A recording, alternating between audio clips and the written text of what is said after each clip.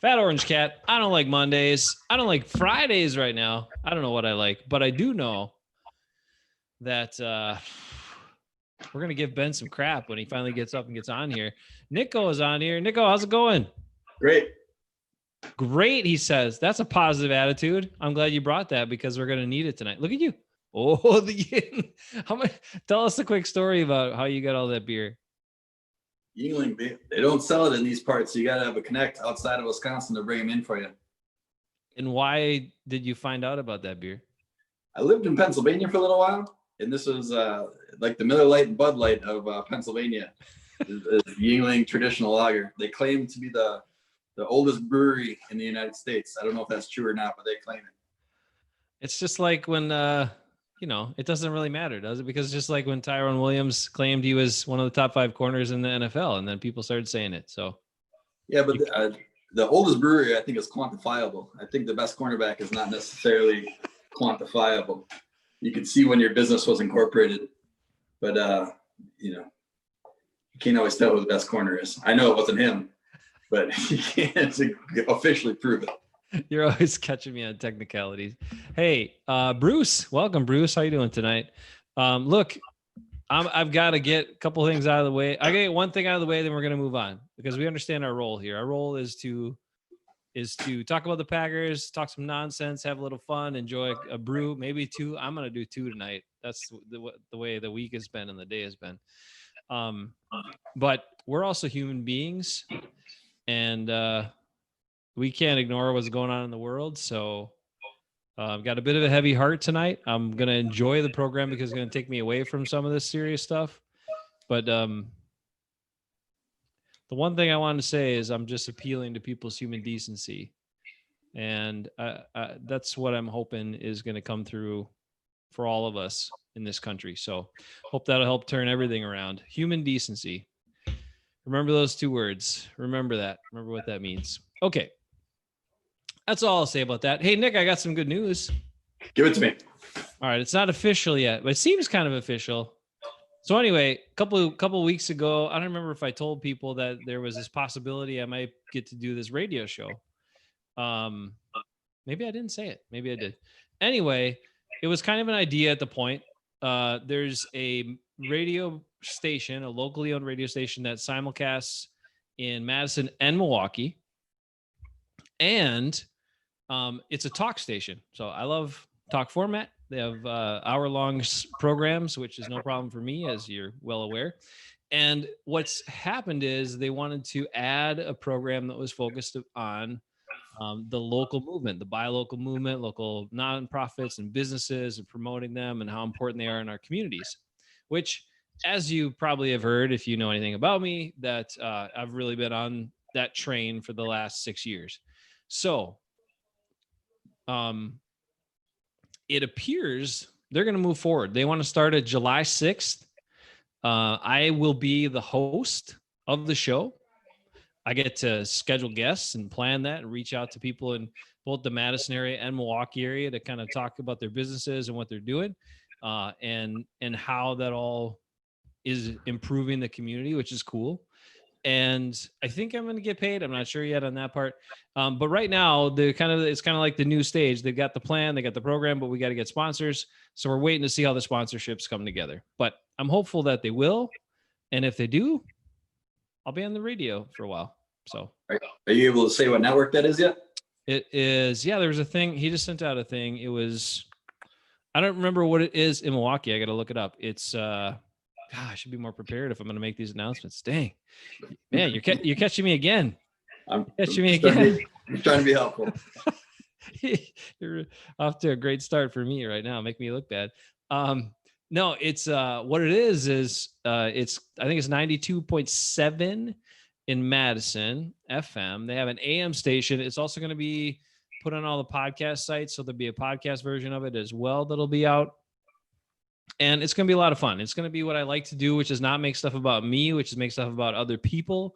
But I'm kind of the vehicle to help get their stories out. And it's going to be very similar to some of the programs that I've done with Dane by Local, this Let's Get Local feature, where I've kind of taken like a 20, 25-minute interview and featured a business or a nonprofit each month and put those podcasts out. So it's going to be similar to that. It's just we're taking it to commercial radio, which will be easier because I'll have some commercial breaks, which will give me a break from talking, and I'll regather my thoughts, which is always nice and helpful. And then the other part is they're going to do all the tech work. So I don't have to record it and then try to pump it out on all the media, social media platforms and podcast platforms and all this stuff. The radio station will take care of all that stuff. So I'll look it up. I'll circulate it. Check out my Facebook. I'll share that soon. And yeah, I'm pretty excited about it. And the name I came up with is going to be called Local Strong. So we're going to go with Local Strong. And it's really all about embracing those local businesses and what they mean to our community and how they make it stronger, better, more unique, more special. So, all right. So I'm pretty charged about that. I think it's going to happen. And I might give...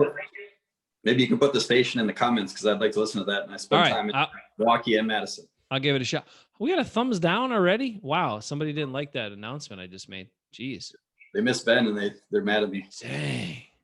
Sorry about that. Or maybe they didn't like my initial comment about human decency. Okay. If you're not on board with human decency, you don't need to be on here anyway. I'll just say that. That's fine. And I'm a pretty inclusive person, but I'll give you that. All right, Ben, are you here yet? What's going on? Still not here. All right, here's a story with Ben. Should we tell the story and then see what he says when he comes on here? Nah. All right. We'll rib him once he joins. He was sleeping. He took a nap. See, he works weird hours, right? He gets up super early. He works weird hours. Sometimes he takes naps, turns his phone off, which he shouldn't do, or maybe the battery dies. I don't know what the deal is. And then he just sleeps through stuff.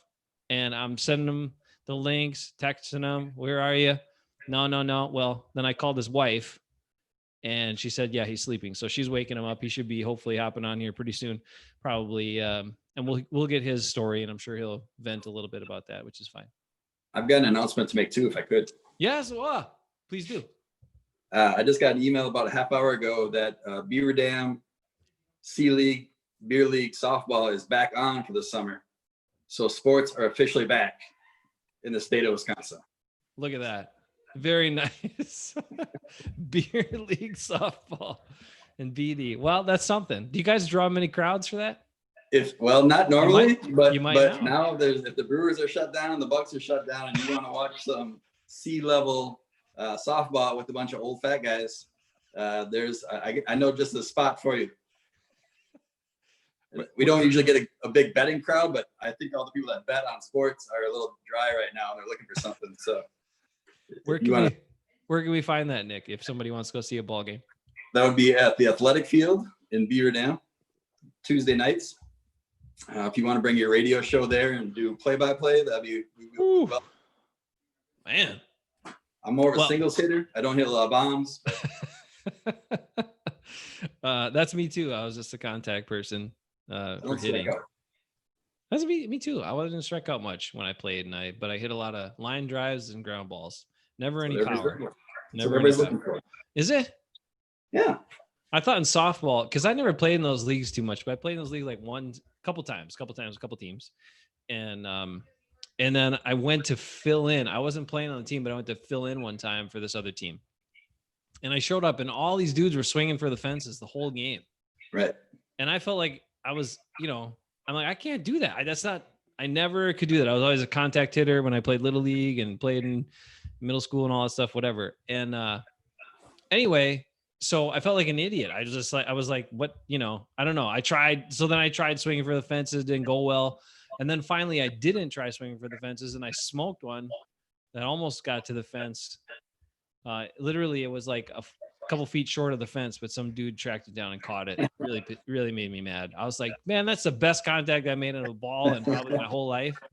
That's what I always say. Wasn't even a hit. I think I could get a home run, but I would fly out. I'd do lazy flyouts about 15 straight times for every once that I hit one out. So if I want to get 15 outs and then a homer, I could do that, but I'd rather get on base every once in a while. Ben has issues. Yeah, his deal is he works weird hours and then he doesn't sleep that great. We know that. Bruce, hey, anybody else doing softball or heard about softball leagues coming up in your area? That's fun. That's always a nice thing to do. Look, we understand what's going on. I mean, some stuff's coming back, people hopefully are being smart and safe and careful about a lot of things and doing better hygiene. And those things are obviously going to help.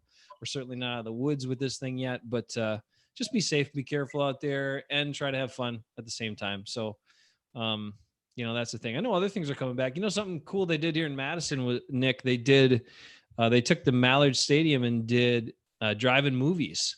Yeah, my mom was talking about that. Yeah, it was.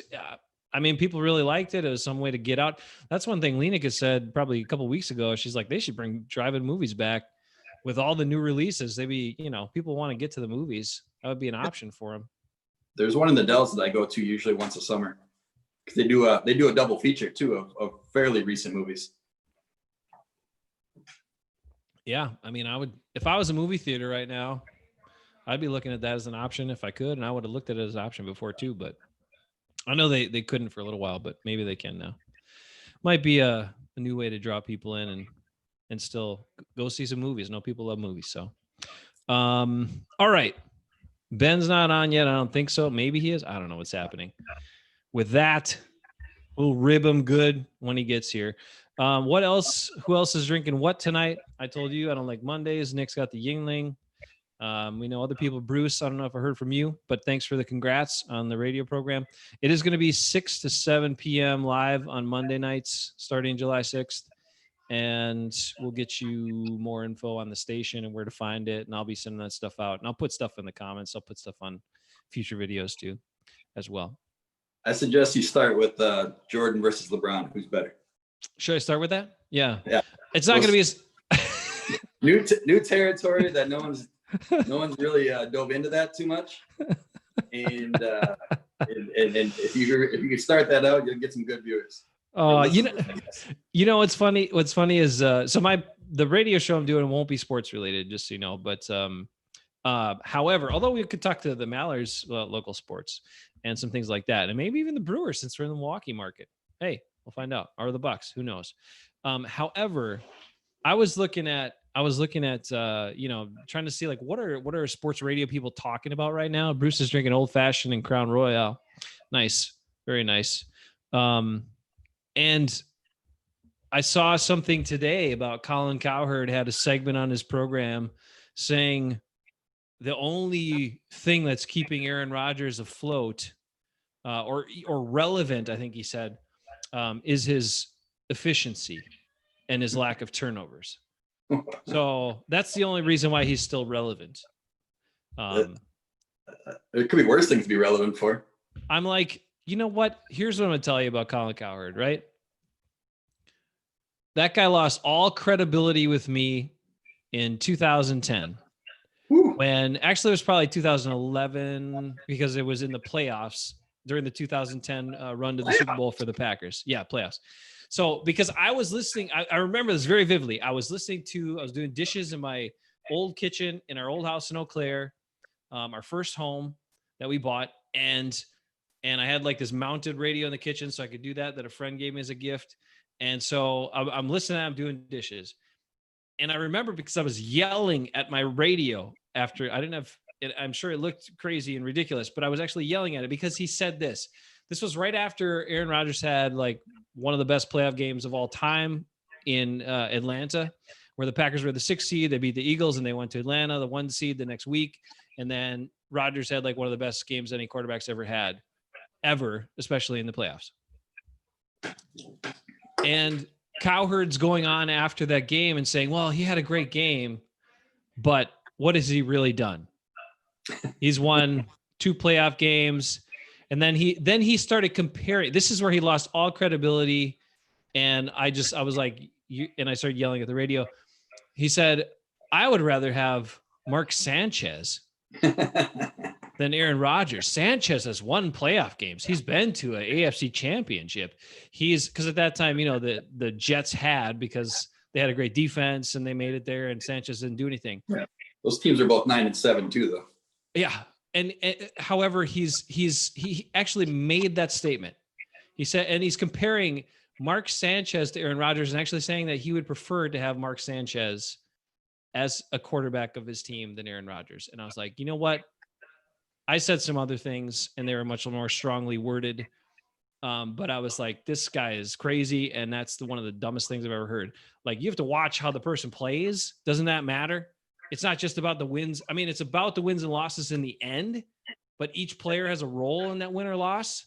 And I'm sorry, but I think time, along with just even watching them play football at that time, would show you that Aaron Rodgers was a much superior quarterback to Mark Sanchez. And obviously his career and time has played that out. So anyway, don't listen to anything Colin Cowherd says. I don't know how that guy still has a show, to be honest with you. And actually, that was the moment. That was the moment where I said, I need to do talk radio sports, because if this guy can do it and say stuff like that and get paid to do it, then why the hell can't I do it? Anyway, that was a turning point for me. Now you're in a trap, though, because if you do get successful with this, you got to give all the credit to Colin Cowherd. I hope not. Eric Dahl's here. Eric, how you doing? Eric lives in Minneapolis, so crazy things going on there. Stay safe, buddy. He's had a Kolsch with dinner, and he's got a Belgian double after dinner, and now a Palm Belgian pale for the show. Well, thanks. Wow, Eric, you had some primers. You probably need it for tonight. We're still waiting on Ben. I don't know what's going on. I'm right here, says Ben. I'm right here. Oh my God. Where is he? In the thing, and you're like, do you ever read anything? I'm typing stuff, and like, yeah, but why didn't you start your video and start talking? I didn't want to go on tonight. I don't feel like it. I'm not. Oh, okay. Don't start your video. Just leave Ben up there the whole time. I'm not gonna. That's good enough. Be on there. I was sleeping. I look like a freaking. Well, then don't start your video. Look, here's the other weird part about last week. I had to clear this up because I think YouTube like cut this out because it had the copyright thing of like the Vikings emblem or whatever. So Mo was on last week, Eric Gardner, and he pulls up this Viking emblem thing instead of his face. And on the playback, we could see it on the Zoom call, but on the playback on YouTube, it wasn't seen. It wasn't visible. So no one knew what the heck was going on because Ben started freaking out about it. We were like, I was like, oh my God, it was the worst thing, you know, but then he put his face on. I was like, no, go back to the Viking thing. It's better. And some other things happened. And anyway, no one then on the playback, no one on YouTube, I guess, knew what the heck was going on. We had to explain it. So sorry about that, but that was the whole YouTube thing. They must've caught and said, no, you can't show that stuff on here because that's violation of copyright and all those things and whatever. So, and that's why Ben was convulsing and looked like he was dying and things like that because he saw a Viking thing on our show. Right, Ben? Yeah, it sucked. Oh man. Wow. Yeah, things are kind of crazy in Minneapolis. They're under curfew, lockdown, 8 p.m. to 6 a.m. through the weekend. So stay safe, buddy. Stay safe over there. Whew. Okay. Let's get into some Packer talk. Ben, you can at least talk about this stuff because because the Packers, you know, Eka said during the draft, all of a sudden the Packers hate all people named Aaron, and they're doing it again. Did you happen to catch anything Aaron Jones's interview this past week? I got the first 7 to 8 minutes of it, and then got bored and stopped watching. So no, not really. Well, did you at least hear what he said when asked about the situation with them drafting a running back, him not having a contract yet, in a contract year, and what he's focusing on or what he thought he was going to do, at least try to do this year? I think he said whatever. It's like they bring in competition. That's what they do. That's, Yeah. That's all. I remember him saying that. That's about it. Well, you know what he also said? He also said, and maybe this is it. Maybe this is the poison for the Packers. I don't know. But he also said he wanted to be a Packer for life. Well, he's not going to be done. I don't understand. You got a good dude, great kid, great player.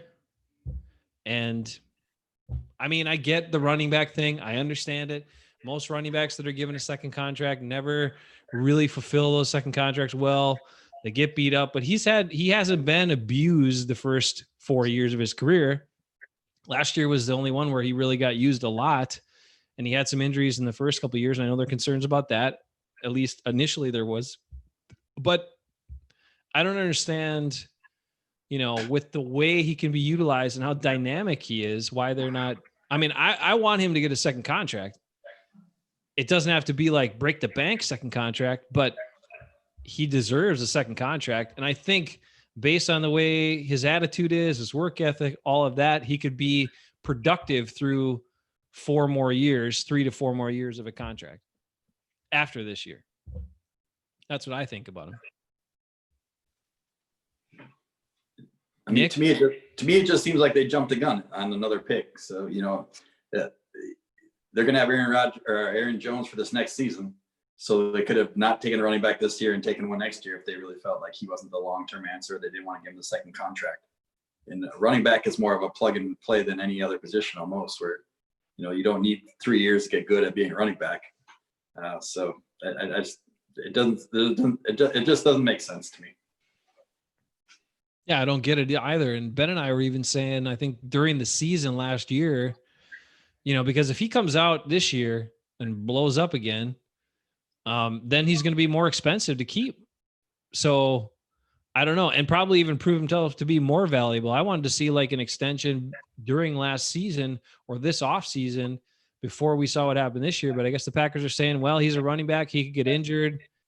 All kinds of things could happen. We don't want to put too much into him yet. We're going to see how this year goes and then make a decision at that point. Ooh, Bruce is on board. He'd give him 9 to 10 million per year for Aaron Jones. I mean, yeah. I got bad news. Aaron Jones will not be a Packer after this next season. Period. Why do you say that? You're trying to make me upset? He's my favorite Packer, but he won't be a Packer next year. I guarantee it. Guarantee it. Why do you think that? Just because I don't think it. It's freaking common knowledge. They're not going to spend money on a running back. They never have. They never will. Yeah, but now they have this running team. They're trying to recreate this offense to be a running offense. They drafted A.J. Dillon. He's going to be the running back. Aaron Jones will become a third down back.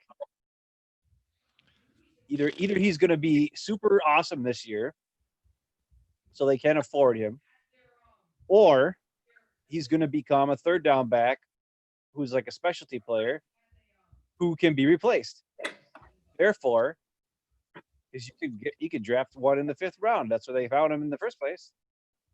So I guarantee it. They will not, especially with Bakhtiari's contract coming up, and Corey Linsley, either he's gone or whatever, and Devontae's contract in a couple of years.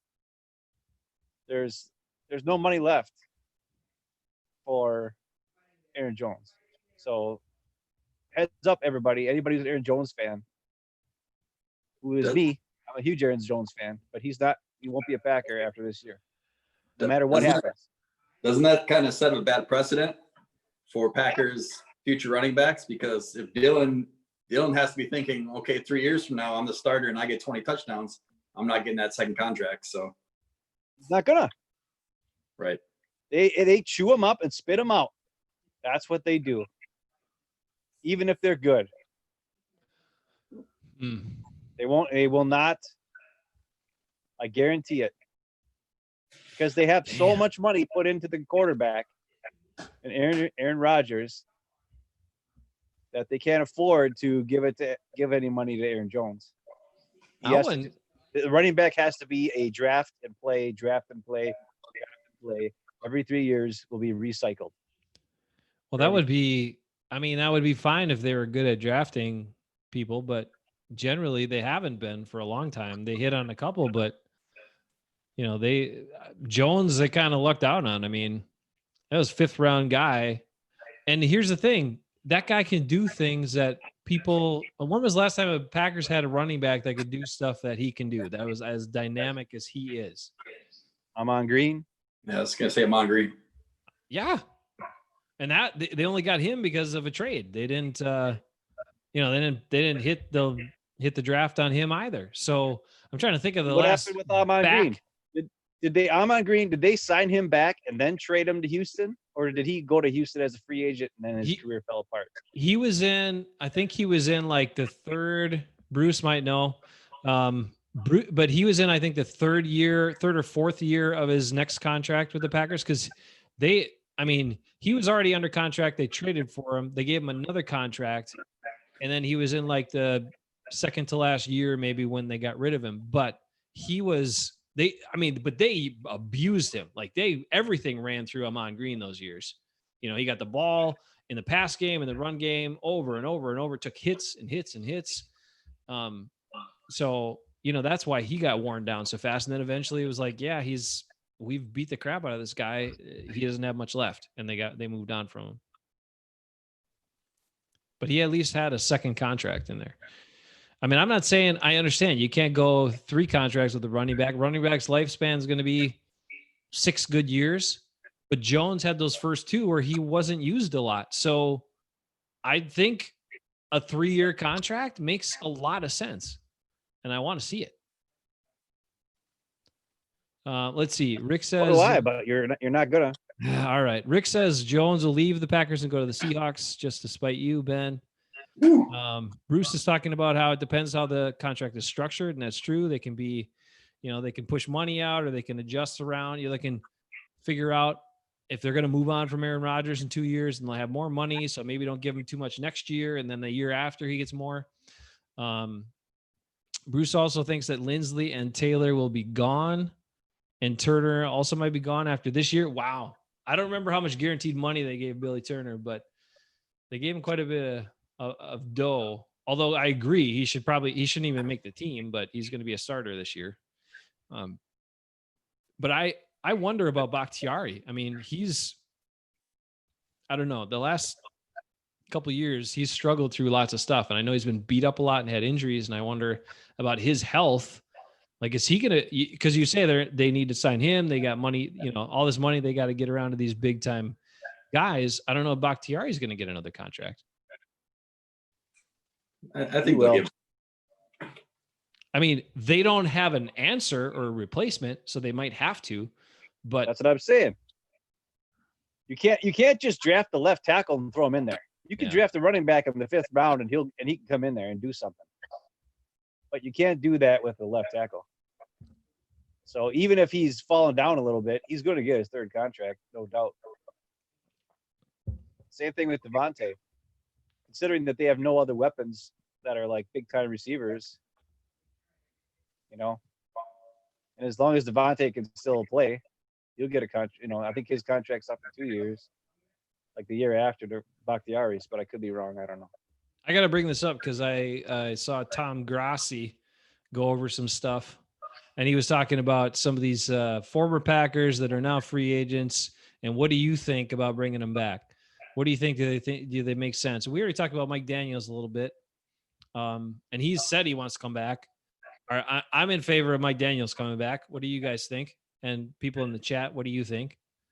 So there's 3 guys that I'm thinking: Mike Daniels, Clay Matthews, and Tramon Williams. So I want to know what you think of those 3 guys. Should they sign him back? Yes or no? Well, I was always a fan of Clay Matthews, but I just don't know what kind of money he's looking for. Is he looking for over the hill but still productive middle linebacker, or is he looking for Clay Matthews, Packers Hall of Famer? I want the big bucks. Who knows? If he's a reasonable price, I'd get him back. He might take a bit of a discount because he's got some money, I think, from his last contract with the Rams that he's still owed this year. But he was one thing about Bruce says bring Tramon back, which is an interesting one, right? Okay. Rick looked up Billy Turner's contract. It was $28 million, then $9 million guaranteed. So yeah, okay. So it's still a good chunk of money for a guy that shouldn't even be on your football team. But anyway, let's see. So bringing Tramon back is an interesting one as well. Let me say this about Clay Matthews, because Tom Grassi went on and on about talking about how Clay Matthews, do they really need another edge guy? Because they got the Smiths, and Gary has to be something. Like, he has to play this year, no question. But then he was saying, well, you could use him inside, but that's really not his strengths. I disagree with that wholeheartedly. I think him at inside backer it plays to his strengths because he likes to read and roam and attack. And when he does that from the outside, it creates big openings, running lanes, and other problems. Sometimes he makes a big play, but sometimes he leaves a big hole, and it's a huge issue when you do that as an outside backer. But when you're in the middle and you have that freedom to do it, then you make plays. And that's why he was so good in the middle. So I think his strengths are actually more suited, whether he likes it or not, to be an inside linebacker at this stage of his career.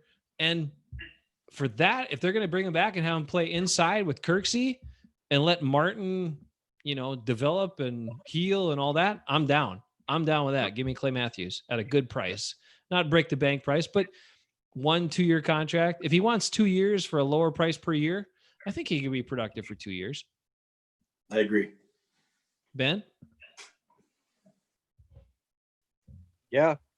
All right, Ben's on board. What about Tremont? The thing we talked about Tremont is they got all these young cornerbacks, right? And if Tremont's there, then he's probably going to play. And then Josh Jackson, 2nd round pick. The guy barely saw the field. If Tremont's there, he's still barely going to see the field.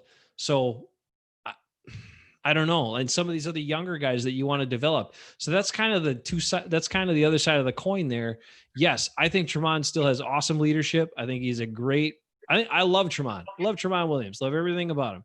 He's a very good player, even still at his age. And he's a great guy and a great Packer, great leader, great person to have on the team. But if he's on the team, those young guys aren't going to see the field. And then you don't know what you have in those guys. So is it time to put those guys out there and see what you have? That's the other side of it. So I'm not sure what you think. I like Tremont, but once you start getting that tag of oldest defensive back in the league, it's not always. It's like the minor league leader in home runs. It's not. It's nice, but it's not exactly what you're looking for. So it's a tough badge to wear. I mean, it means you're good, but you maybe likely lost a step or two, right? Yeah, and you saw. I mean, he's never really been a real physical guy in wanting to tackle, but there were numerous times in the last game we saw the Packers play where he kind of shied away from some of those tackles as well. So, he can still cover, he can still do some things. He's not the tackler they probably need. And I don't know, but maybe if you have more speed in the middle with Kirksey and he's healthy, maybe some of that tackling is cleaned up because of his presence. I don't know. What's the NFL rule on being a player coach? That's what I was saying too. Like, have him come back and coach the D-backs. It'd be awesome. But still play a couple snaps. Right. If he's absolutely. Now the other one is, I think we're in consensus that if Mike Daniels wants to come back, they desperately need help at D line, and he could be a dynamic guy. I think he's still got something in the tank there. So I'd offer him a 1-year contract for sure. Before the draft, I would have said probably not. After the draft, I would say yes. Right, because they didn't draft anybody. I know they think Kiki has got to be a guy and all this stuff, and Ben's talked about Kiki before, and maybe he is going to be good, but they invested a 2nd contract in Dean Lowry. That guy's just a solid, fill-in reserve. He's not a starter. Lancaster, nice guy, plays hard, not a starter. You got to have more talent. And unless Kiki is just a monster and going to take that bit, and you already know Montravius Adams is a bust. Plus, he just got busted and put in jail. And arrested recently. So I think that was last week. So you don't know what you got with that guy. So I think you need Mike Daniels. And whether you like his attitude, his leadership, his personality or not, I don't care. The guy's a good player, and he gives a crap, and he works hard, and he's smart. And he can play leverage against a double team. He knows how to do it. He's got the strength to do it. And also, he's dynamic enough when he goes up against lower level guards. You saw him dominate guys, and I think he can still do that. Rick brings up Darryl Green was still holding his own when he was like 102 years old. So, maybe Tremont's the next Darryl Green. Who knows? I don't know about that. And then Daryl Green at 40 is faster than Tremont when he was in his prime. That's true. That's true. Although that Atlanta Falcons playoff game I referenced earlier, Tremont made the turning play in there, and that was awesome. Tremont, you the man. All right. The one other guy, the rumor was, I don't know if you caught the Jordy Nelson, AJ Hawk interview from AJ Hawk's closet or whatever it was with Pat McAfee. And they kept pressing Jordy is he going to come back? Is he going to want to come back and be a Packer and rejoin football? And, he said no and whatever. And then finally to indulge Pat McAfee, he's like, yes, I want to come back. And, it was a joke, but man, it got us, some of us excited for a little bit because Jordy's he looks like he's in great shape. He can catch the ball.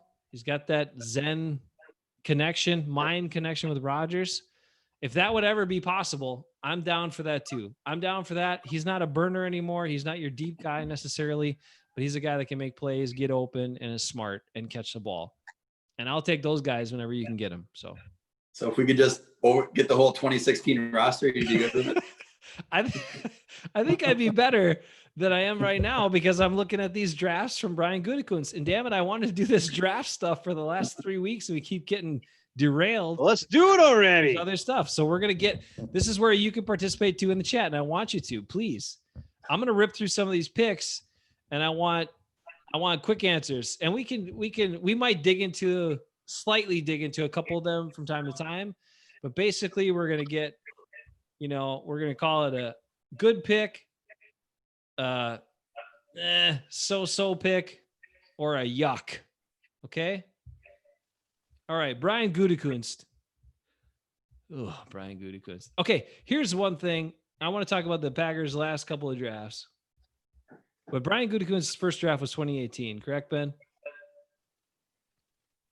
Isn't that correct? All right, Ben doesn't know. All right, so here's a point. Jair Alexander was his first ever pick. Yeah. Okay, so I'm going to go back to the 2017 draft to prove a point because Brian Gutekunst's biggest issue I have with the man is I think he's very stubborn about his own picks and his own decisions that he makes for the organization that, I don't know, he doesn't see reality on them. But here's his first draft. Jair Alexander, his first pick where he traded around, still got him. What do you guys think about Jair Alexander? I mean, he's a starter. First round pick, you want to be a starter. That's true. Very true. I think we could have had Derwin James, who was a dynamic playmaker at free safety and would have destroyed everybody. Instead, they traded back and then traded back up again. Yeah. So, and James had the really bad injury after his first awesome year. So yeah, I get it. And Alexander's good. He's not great, but at least he's a starter and a good pick. Okay. Listen, I remember last year after one of the games, I went on. I had like 5 or 6 plays I talked about with him. Yep. And how I was very impressed with him making plays and, and a lot of times just doing the smart move. Like sometimes he got beat and instead of giving up a big touchdown, he just pass interference, man. Trip the guy. Who cares? Better to give up a PI than give up a touchdown, I mean, so things like that. He's smart enough to realize when he's beat. He can make plays on the ball. He's aggressive in tackling and covering. So, I mean, I'm not saying he's bad. I think he's a really good player. But it's one of those things where it's just like the Harrison Smith thing. When you got a chance to take a guy who's good, don't trade back. And then, watch, especially a need. Safety was a need last, that year too. Yeah. So, yeah. I don't know. But I still like Jair a lot. I think he's a good guy or awesome player. So I think he's a good pick, a good player. My only concern is I also think he thinks a lot of himself. And I think he's going to demand a lot of money after his first contract. That's what I think will happen. We'll see if that plays out. All right. Josh Jackson. Oren Burks. Jamon Moore. Cole Madison. He just skipped over guys. I'm just telling you, dude, these guys are all the same.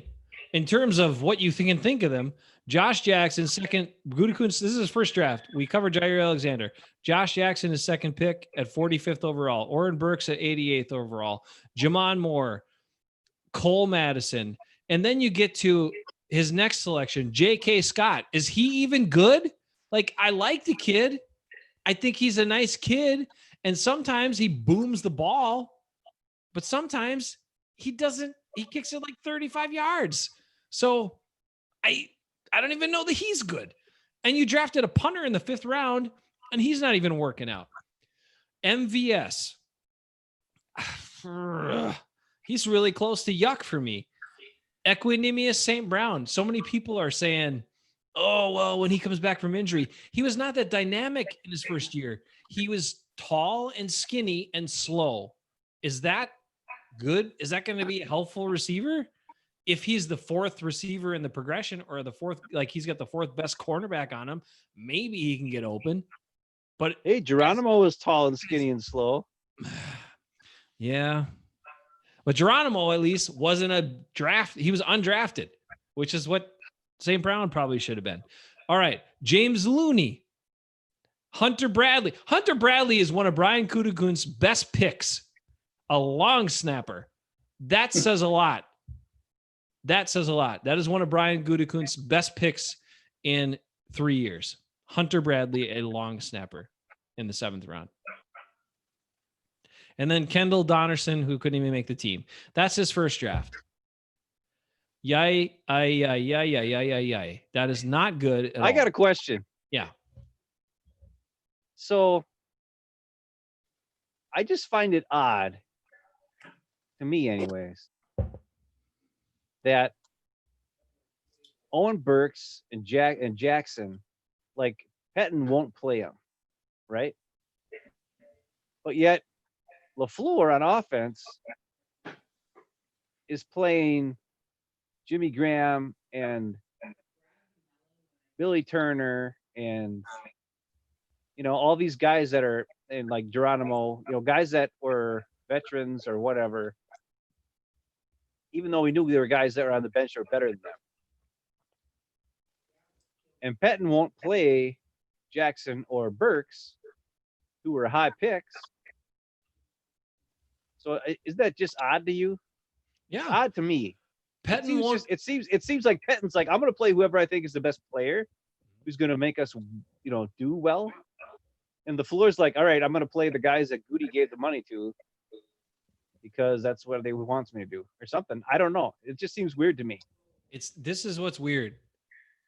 Pettin won't play them, but Gutekunst won't cut them from the team. Like, that just doesn't mesh. You don't want a 2nd and 3rd round pick from your first draft to be guys that are backups. Those guys are supposed to be starters by now.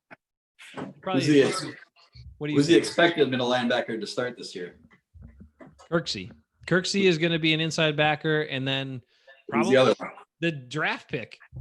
Well, is it Martin? Is Burks going to get a chance even, or is it no? He's Ty Summers is going to be higher on the depth chart than him. Well, then that's a wasted pick. They're all wasted. Hunter Bradley, the 7th round long snapper, is one of his best selections in his first draft. That's terrible. It's terrible. All right. 2019 draft. This is reality. Like, Nick was saying, well, hey, we got to be positive and there's a lot of crappy stuff going on. I get it, but I also got to be real, man. This is we're a real approach here. We're balanced. We're not just hammering guys to stir up crap like Skip Bayless or Colin Cowherd, but we're not just Tom Grossi flower over everything either. Like, we can't be this, or Aaron Nagler for that matter, when it's anything about anybody other than Aaron Rodgers. He likes to criticize Aaron Rodgers, but not other people. All right. Second draft, 2019. Rashawn Gary, pick 12. The Packers finally have an early pick in the draft for the first time in a long, long time, because they had so many good records. And they go with the guy that barely plays in his first year. Your first round pick. Don't you want that guy to be a starter, impact player? I don't recall. Did they have both Smiths by the time they made that draft pick? Yes. Yep. Yes. They had both Smiths signed. And he's like, well, let's draft this edge rusher who Ben says, if he had listened to Hafen Brothers Talking Packers, Ben had told him this guy never makes any plays. Like, yeah, he had tested great and all these things at the combine, but on the football field against top talent, he doesn't make plays. He gets blocked and he doesn't really do much. Yuck. I'm glad he cried and was excited to be a Packer. He seems like he has a great attitude, but he's not that good at football. Well, I mean, he's still on the, they didn't cut him right away. He's still on the roster. He's still going to get some snaps. He is. He's not a lost cause yet. But the only person he could sack was Joe Flacco, man. And the Broncos had a terrible offensive line. Man. Yeah, and Billy Turner couldn't even make that offensive line. So what does that tell you? Oh, that's bad. All right, we'll go on. A guy we had a lot of hope for, Darnell Savage. I don't know if he's good. We'll give you like an okay option in there. I like Savage, but to me, Ben, what do you think about his first year? He started out strong and then he seemed to kind of disappear. And then we didn't know what they were doing on the defense. Were they telling him to do different stuff or playing differently, not having him attack, not having him play deep safety where he could roam and use his speed to his advantage? It seemed like they gave him more specific assignments, like you pointed out against, in the playoff game against Kittle and stuff. And for a guy with that much speed who isn't a big hitting tackler, what do you want him to do? You want him to range, break up passes, make interceptions, and hold down the back, right? And then you let Amos go tackle guys and do stuff. But it seems like they didn't use him right. So I think there's still hope for Savage.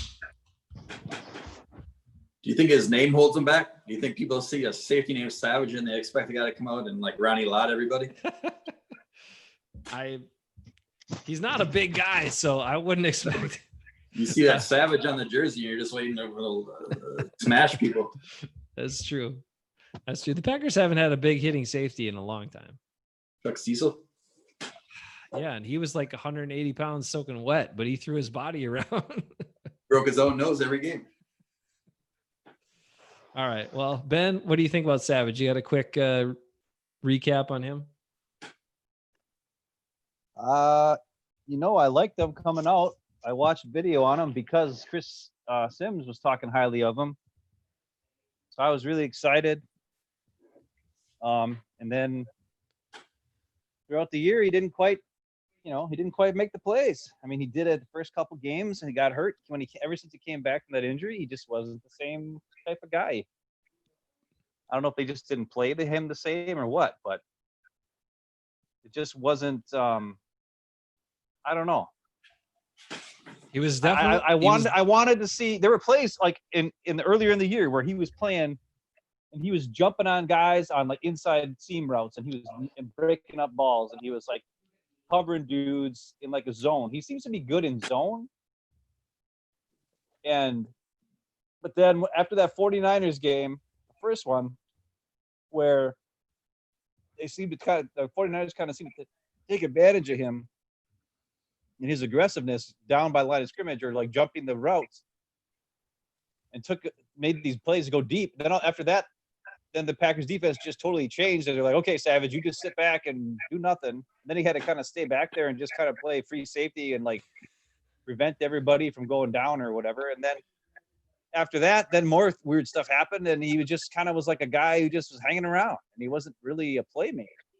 And then when they wanted him to be a playmaker in the playoff game against 49ers, he was so focused on Kittle that he just didn't even know what the heck was going on. I don't know. So if you're a free safety and you don't know what's going on around you other than one thing, I mean, you have to be, when you're free safety, your job is to make sure you are like watching everything. You got to have like eyes. You got to be like a spider. You got to have like 8 eyes. You got to be looking at 8 different things. And it's crazy. That's what you got to do. So if you're focused on one area, you're missing a whole tons of stuff that's going on around you. But you're supposed to be last line defense guy.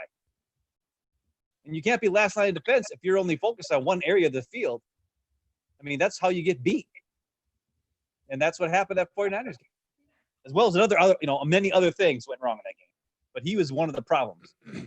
So he's definitely, and this offseason's not going to help him because no. How can he work on any of this stuff? They're all sitting around like us talking on the Zoom. Okay. Yeah. How's that helping him learn how to read offenses and hone his skills of his instinctive skills to make plays? It's not helping him right now. So I don't really see him getting any better this year, at least not right away. Well, I think he's better in the way they use him. He's definitely, as Bruce also points out, and I was going to say it, he's definitely an upgrade from what they had previously. We all know that. Well, yeah. Stink. He's stuck. But he's not, what they started doing with him more late in the season was having him play man on certain guys as well. And he's an okay tackler. He's not a strong tackler. So when he's got a support in run support, that's not really what you want to do with him. But, and I don't want to see him manned up on somebody either. I want him to roam. I want him to use his speed. You can play a single high safety with him as your single high safety and then bring Amos into the box and do that. And that's a much better approach. But when you're going to bring him in the box, that's not where he's going to excel. And when you're also going to take him and man him up against running backs or tight ends or whatever, that's not his space either. He needs to be free to roam, use his speed, track the ball, and make plays. And not be assigned to a guy. Like, that's his strength. And if they do that with him, I think he follows what Bruce says and has a nice bounce back year, and it elevates his play this year, I hope. So that's what we're going for. All right. Hey, we got a good pick. And I don't know if it was Gute or somebody else, but Elton Jenkins. That's a good pick. Good. Is that just because you hate Lindsey? No, Elton Jenkins was very good. And he replaced one of the guys I like. I like Lane Taylor, but Elton Jenkins was just better.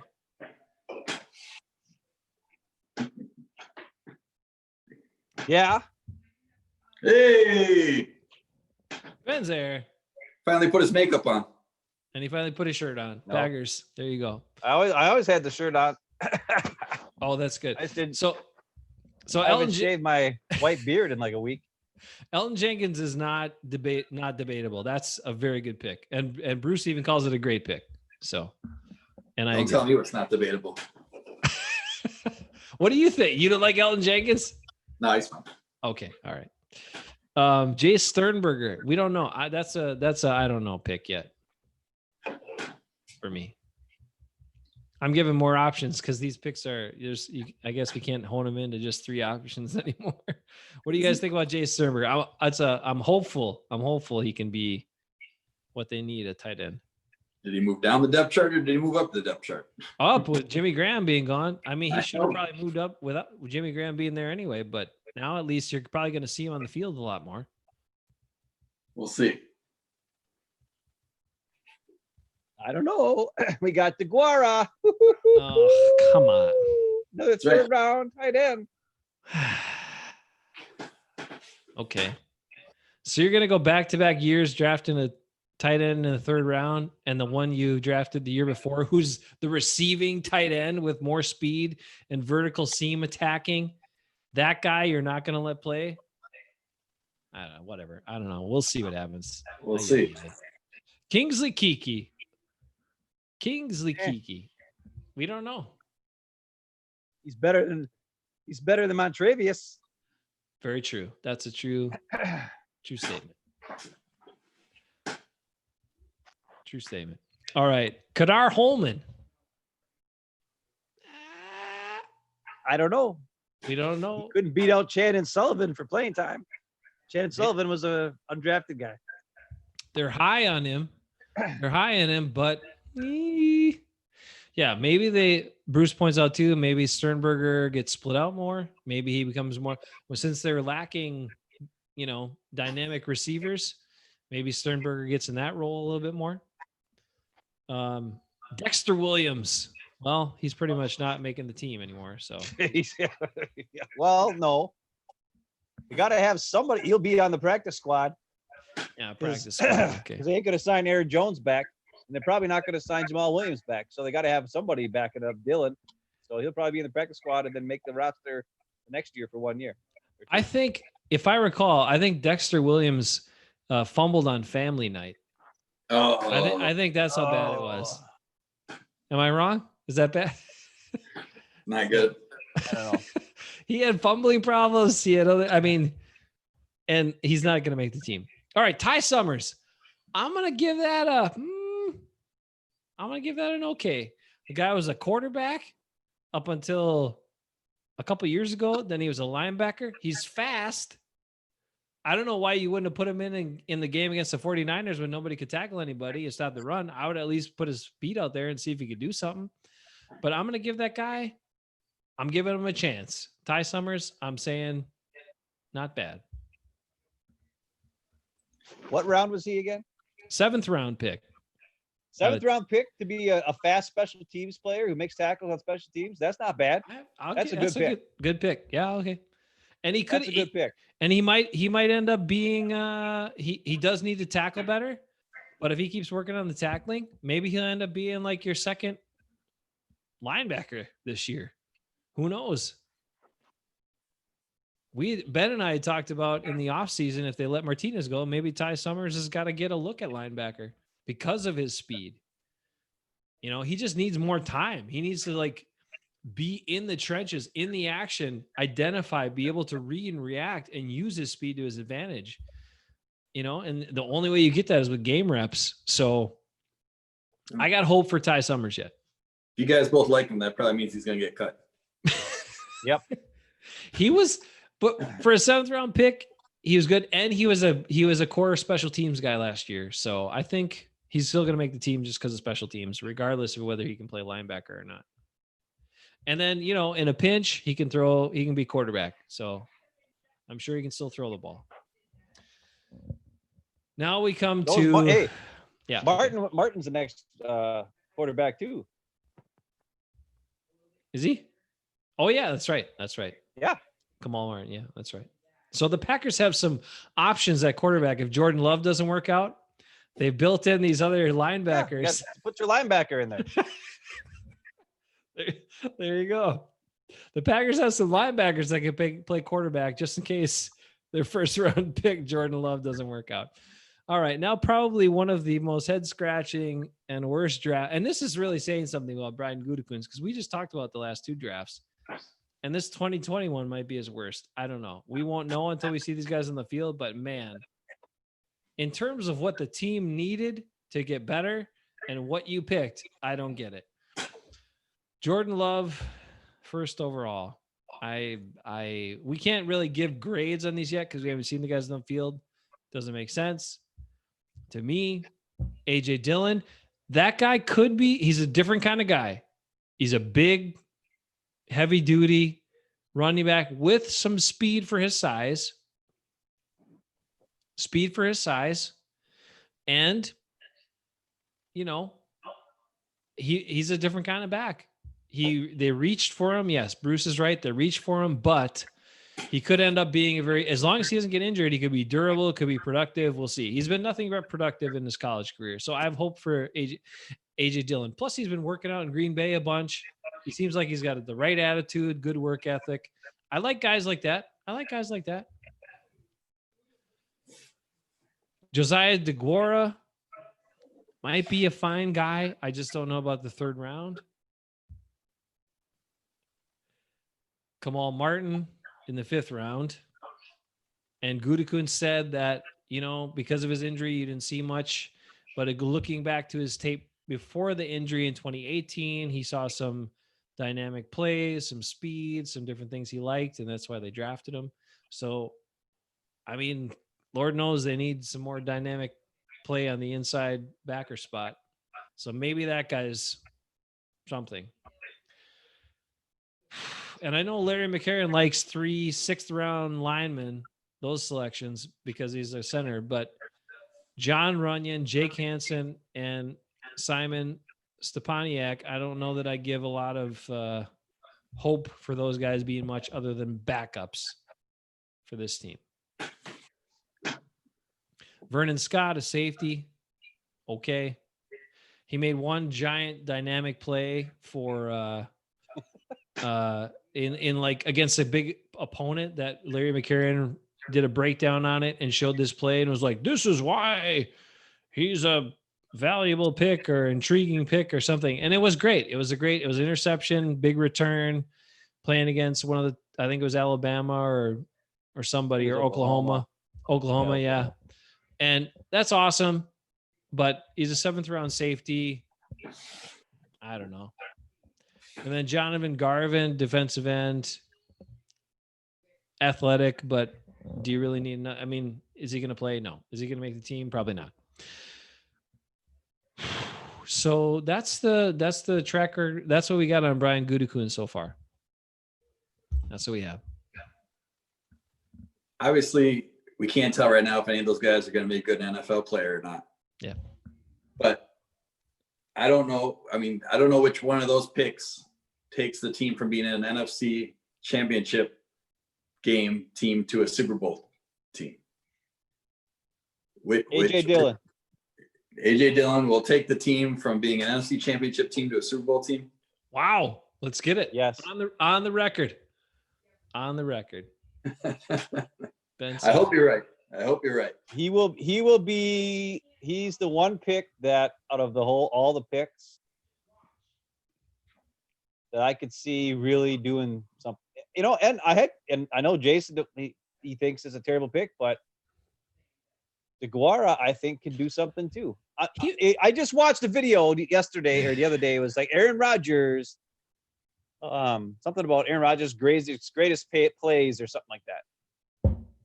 And the one thing I noticed about these plays, a lot of them are Aaron Rodgers running around doing crazy stuff and making guys miss and this and that, and blah blah blah, and then he just drills it to somebody. And on a lot of these plays that they showed, 2 or 3 of them were Richard Rodgers catching the ball on deep passes, getting open. And another guy was Randall Cobb, who kind of, as much as Randall Cobb maybe wasn't the speediest guy, he knew how to get open. And especially when Rodgers was trying to make guys miss and whatever, and the play broke down. And that's the biggest difference right now, is a guy who can understand the defense, understand where the hole is in the zone, and get open when the play breaks down. Because the Packers don't have that guy right now. Like, the only guy they have is Devontae, and the whole defense knows it. So they put like 3 guys on him. And then the other guys like Kumaro and those guys, they just don't seem to know what's going on. They kind of just are like, whatever. And the only time that we ever saw anybody do anything like that, like they showed another play was the Tanyan play where against Seattle, where Rodgers ran around all over the place. And then Tanyan was like running like a 50-yard deep route. And like he got behind everybody, and Rodgers just threw the ball all crazy, like 60 yards in the air for a touchdown. It was an awesome play. But DeGuara is one of these guys who's a smart guy, and he seems to be able to get open and find the holes and zones, and understands he's like like I said, he's Richard Rodgers. They haven't had that guy. So both those guys can make plays. The problem is the difference that you guys are looking for is on the defense. They can't stop anybody. But here's my thing. Last year, the offense had issues on 3rd down and short, and it had issues on 1st down runs where they, like, everybody knew they were going to run on 1st down and they couldn't get any yards, right? If you put AJ Dillon in the offense this year on 1st down, even when everybody knows they're going to run on 1st down, or they think they're going to run on 1st down, he's going to fall forward for 3 or 4 yards. When it's 3rd and short, AJ Dillon is going to run over dudes and get the 1st down. I really think he will be the difference between this year coming up and last year is the ability to make drives extend without having to rely on Aaron Rodgers running around doing crazy stuff by using AJ Dillon. I really think he's going to be a difference maker on the team. I really honestly do. And maybe you guys think I'm nuts. I don't know. But that's just what I'm. So, yeah, they didn't help the defense. But if they can continue drives and keep things going, that really makes a big difference, I think. True. And yeah. The defense wore down at times. That's why they got run all over the place. If the Packers can play more ball control, keep the ball, keep possession, keep moving the chains, that helps the defense. Obviously, it's one way to help your defense make it better. Well, not even ball control, just sustain some drives. Yeah, well, that's I'm not saying ball control, but like, how many 3-and-outs were there last year? Like a ton of them. A lot. Yeah, a lot. And not as bad as the year before, McCarthy's last year, where they were just god awful. But last year was still kind of the same thing, where they'd be like, the drives just didn't have, like the Detroit games, both Detroit games, they couldn't move the ball half the time. I don't know what was going on until the end of the game. Then all of a sudden, crazy stuff happened. Well, the last game was Rodgers was overthrowing guys left and right. It was like his worst game he's ever thrown or ever played, as far as like being accurate. It was just terrible. But and then that play, the only thing that saved him was Aaron Jones on a screen pass, where your boy Elton Jenkins missed the block. Nobody blocked anybody. Should have got tackled. Yeah, nobody blocked anybody. But Aaron Jones is like, and he's awesome. And that's why it's going to be so sad when they don't sign him back, because he's so dang awesome. But I'm telling you, like I said earlier, I don't see any scenario where Aaron Jones is back next year. Not this year, but next year. Man, because he's either going to be an awesome dynamic weapon that they cannot afford to pay him, or if Dylan comes in and plays more and is more dynamic, and then Aaron Jones is still good, but he's like a secondary piece or a part of the team, he's not going to be worth any money. They'll just let him go to free agency and he'll go somewhere, and then he'll destroy the league. Wherever he goes, they'll find him and they'll be like, you know what, we paid you, we're going to use you. You know where he's now that the Packers drafted Dylan, they're not going to give Jones the money. Get Jones the money.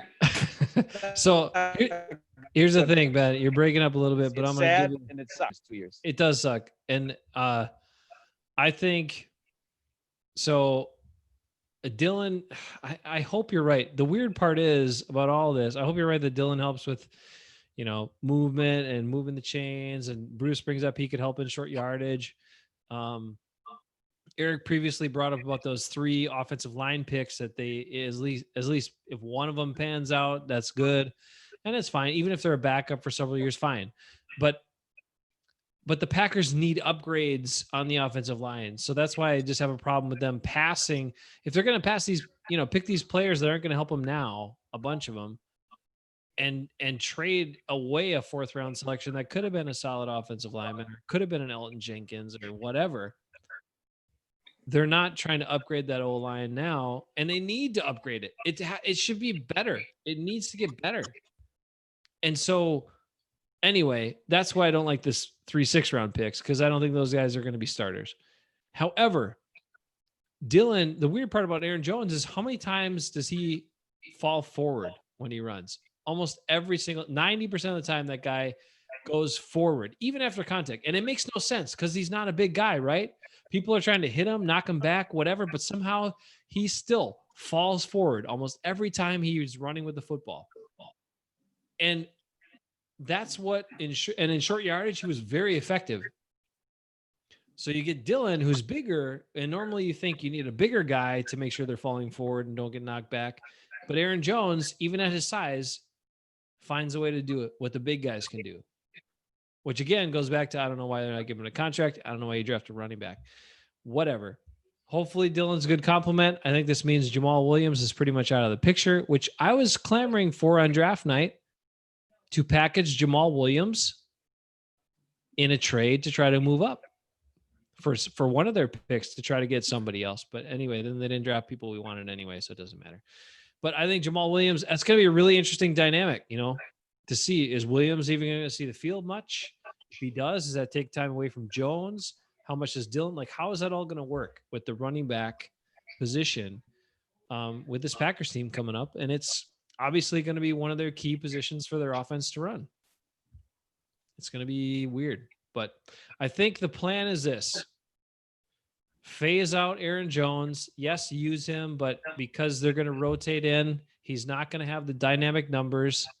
Then they can maybe offer him a contract that isn't as great because he's not coming off a 20 touchdown season or whatever, 21, including the playoffs, like he pointed out in his interview this week, and then see if they can still hang on to him. And maybe in the end, it's a really smart business move. I don't know.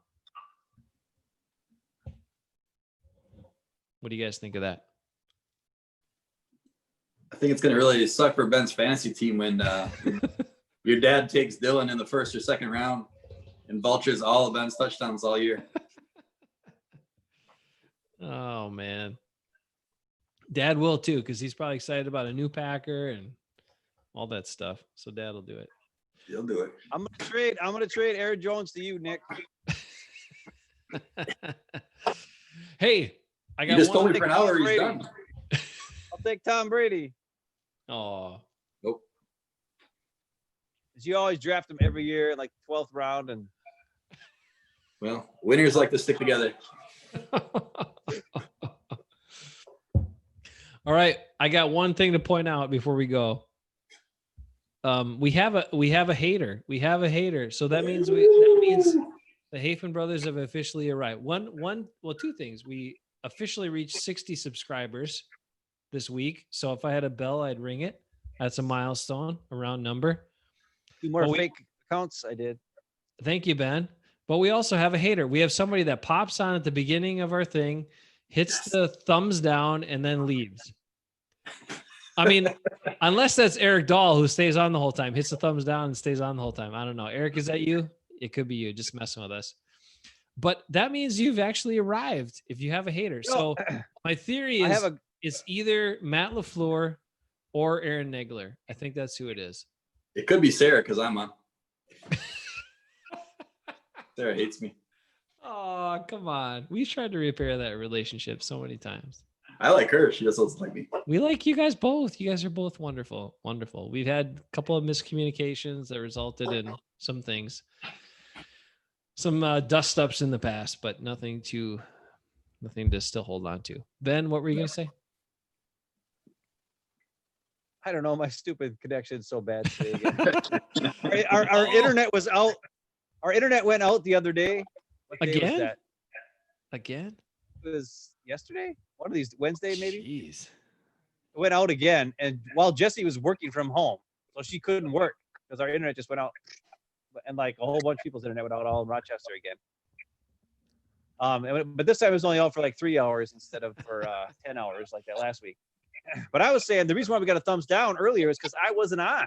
Oh. Somebody came out and they're like, "Where is Ben? This sucks." And then they thumbs downed it. See, and that was why I had to come on, because as soon as you said we had a thumbs down, then I was like, okay, I'm not going to be in the chat anymore. Because for some reason, even though I'm chatting in the chat, you ignored me. You're like, I don't know where Ben is. I don't know where Ben is. And here I'm like, I'm right here, ding dong. I'm freaking texting left and right on here, and you never feel like you're like, well, Bruce says, Ben's got issues. He must have issues. And I'm like, yep, I got issues. You don't say anything about me. Oh, Bruce. So I don't know if you didn't see me or what, but I was on there. I told him not to rat you out for sleeping. I mean, it's fine. You go back to work. You're highly doing what? I was watching freaking Minneapolis burn on TV. Okay? Oh, yeah, okay. I'm a little concerned. I am now a stupid Minnesotan apparently, so I have to live in this thick state. And I was just like, what in the crap is going on out here? It's crazy. It's crazy stuff. And now just like, holy mackerel. And I'm watching it. It looks what it looked like. It looked like the end of Joker. And I was just like, wow, this is unreal. And it just blew. And I stayed up. I was like, wow. I was like, what is going on? And I kept watching stuff on TV. I'm like, oh my Lord. We want people to stay safe. Yeah. It's just blowing my mind. I just couldn't go to bed. I had to keep watching and be like, where are the cops? Where is the fire? Like nobody was showing up, and they just were just letting it go. All right. I got to go back to a couple of things here.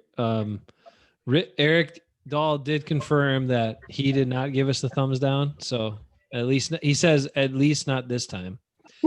But he speculating that it's actually Colin Cowherd, because I've hammered on Cowherd a couple of times. And Bruce says it's Nagler. And I think it might be Nagler. Yeah, I think you might be right. Sarah says miscommunication with a question mark. And then Ben, I know you're back to work, so I know that changes, but you can't be sleeping on me when we got to do a show, man. We need you. I can't carry this one. I got lots of shows, lots of irons in the fire. Plus, I started work Yeah, full but time this week. I've been working you part said you had time. Nick. I did have Figured Nick. Nick could handle it. Nick can handle anything. There's no question about that. But I was kind of off my game a little bit. And that's the one thing. Like, you do this stuff all the time. You see that you have good you have good shows, you have subpar shows. You do your best every time, but it's not always going to be great. But the people that engage with you help make it great. That's why we're glad to have Nick on tonight. Sometimes I'm like Skip Bayless. I like to show up. I can get up at 4:45 in the morning just so I can be here when you turn the lights on in the studio. I'm ready. Nick was prepping. He was researching things. He was watching things. I mean, he put something into this, so we appreciate it. There's crazy stuff going on in the cities. Rick, stay safe. He says he almost drove into the riot at St. Paul Menards yesterday. I mean, it's crazy over there. So stay safe, buddy. People, I don't know why we got the thumbs down, but we'll take it. Aaron Nagler, that's fine. You just need to, if you're going to be critical of Aaron Rodgers, you need to be critical of other people too, including one Matt LaFleur, instead of kissing the ring as often as you do. He doesn't have a ring yet. No, but he kisses his whatever ring, the wedding ring or the I'm the Packer coach ring. There was the 2000s documentary that came out for the Packers this week. That was something to watch. You never talked about the 90s one. You know what it proved to me, though, is the most important person in the Packers resurgence was Bob Harlan. Woo. Bob Harlan, because he made the decisions to bring in Ron Wolf. He pushed and had to sell the Lambeau Field revitalization. He had the vision to incorporate, because remember, I didn't even remember all this stuff until I watched that. But the Packers Hall of Fame was in this dinky building that was like located down the street and all that. He had the vision to bring all that in, to bring businesses in, to make this a 365 day a year kind of operation, open it up to people, weddings, events, all this stuff. Bob Harlan is the reason the Packers financially are still relevant and still doing well in the NFL. He hired the right people. He made the right decisions. That dude needs a lot of credit. He should be given a lot of credit, because without him, the Packers organization would be in a very different place. And we went from him to Mark Murphy. Now, how do we feel about that? I'm not sure. But Bob Harlan was damn good. He did a damn good job. Bob Harlan, here's to you, buddy. Oh, I forgot to point out, I'm drinking out of the Leinenkugels tonight. The beers are gone.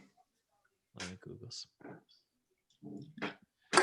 Now, I don't know why you had to get Kevin Harlan all those broadcasting gigs that took away from my opportunity, but Bob Harlan, you were still good for the Packers, buddy. If you drink a couple more beers, you can do the Max McGee rule. That's true. And I have to clear this up too. Ben says I fake laugh. I do not fake laugh. Woo! I never fake anything. This is all 100% real for me all the time. But I like to laugh, and this show helps me laugh sometimes because I have some crappy days. This is 3 weeks in a row. I came into this, leading up to the program in a bad mood, a bad place. But this program, talking to people, getting you guys engaging with you, talking about Packers, talking about some nonsense, being stupid, it's all maybe put me in a better mood. So, and the beer helps too. Well, I got to be honest. The reason why I took a nap. There are no fake laughs. Hey. Yeah. The reason why I took a nap was because I was not feeling it tonight. I did not want to actually go on, to be quite honest. That's what I was like the last 3 weeks. But you got to. You got to go on. This week has been weird, man. You got to go on. But so I went in the chat, and you and Nick were kind of goofing around and upbeat and stuff. But I was like, what the heck? So then I jumped on. That's right. Nico, you're the best. Woo! Nico has been roommate of mine and of Ben's and of both of ours at the same time, separate times. So Ben's roommate first, then my roommate, then both of our roommate, then Ben's roommate again. Yep. Damn, how many years were you in school, Nick? Less than both of you. And still, you live with a Hafman at least 4 of your years of school. I had 2 years of Eckes in there too. Eckes with his freaking Python and other weird stuff. I still remember, and I've got to put this story out before we go off because this is where we are, and I've had enough beer. But I remember I had this rocking chair, and I left it. So I lived with all you guys, with you two and Joey T out in Colorado, and put out some good music now as well. He's really stepping it up with his band. Woodland Park, I think is their name. But I left my rocking chair at the apartment. I moved to a different place, and you guys still stayed there. And Eckes drank a whole bunch. And then for, I think, several hours after drinking, farted into my chair, the rocking chair. And I went back. Yes, Eckes has issues too, Bruce. He does. Anyway, I showed up at your apartment the next morning. And this was like 3-4 hours after Eckes had passed out in his bed or on the toilet or whatever it was. And I sat in the chair because I showed up. I was like, hey guys, whatever. And I sat in the chair and I'm like, it just stinks over here. And for some reason, I don't know why the hell I did this, but for some reason I put my nose right on the seat cushion of that chair. And it smelled like sewage. It smelled like he had just farted into it, but he had done it hours ago. Like that was some powerful stuff. And then I had to throw that chair out because I could never use it again because that stench just stayed in that cushion of the chair. So Eckes, you have a lot of power. You have a lot of power, man. And I'll always remember you for that. Thank you. Sounds like you also get a chair too. I do. I love that chair. I had to get rid of it. It was terrible. All right. That's all I got for you tonight. A terrible story at the end. Ben, Nick, Eric, just so you know, stay safe. What do you got, Ben?